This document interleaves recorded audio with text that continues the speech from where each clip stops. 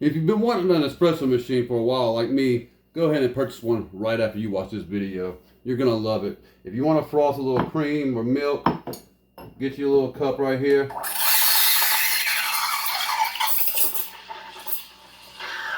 A little froth action, creamy, ready to roll. Bam. Go ahead and this little gadget right here, fill it with your coffee. Make sure it's in there right, and you'll fill it all the way to the right. It has a little lock on it, and then you're ready for your espresso.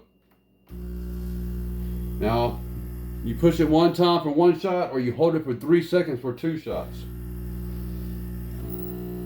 And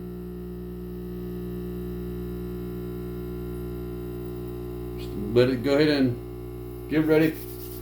And then here we go. There's the magic. There's your shot coming right out. Mix that stuff right there with your cream. You're ready to roll, baby.